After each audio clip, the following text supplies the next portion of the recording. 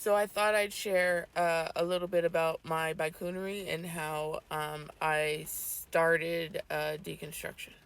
It's really long, so I'm breaking it up. Okay.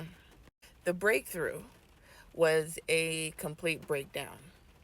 And that complete breakdown happened 12 years after my mother passed away. I was about 22, 23 when she passed away. And that traumatized me. It traumatized me. And then on top of that, my dad passed away 11 months and 2 weeks shy of the 1 year anniversary of my mom.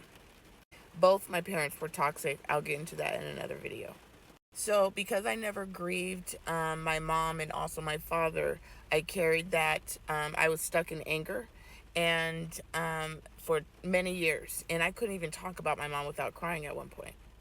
And on top of that, I was living a very toxic and dangerous lifestyle. I was hitting a pole and doing the booger sugar, doing the prescription medications that weren't prescribed, and just very, very, you know, ready for death. So later, 2011, I was in my 30s and everything, and I had my daughter. I was still running from mental illness. I was in denial. Everybody had a problem with me. It wasn't me. I didn't have the problem. Look at everything I went through. And I did go through a lot of trauma, a lot of very, very bad things, but I never healed from any of it. I just kept running from it.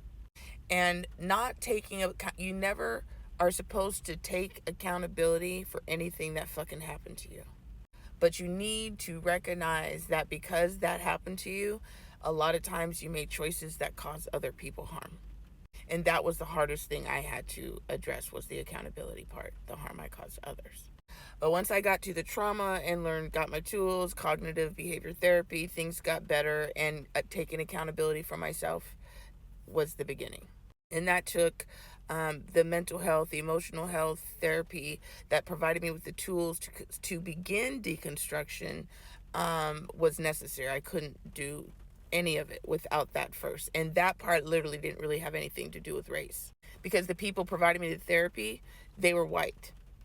I didn't have a choice of race. I only had a choice of religion, because it was done through the state of where I lived. 2.5 minutes. I'm going to cut it there. If you want to see part 2, I'll make the video.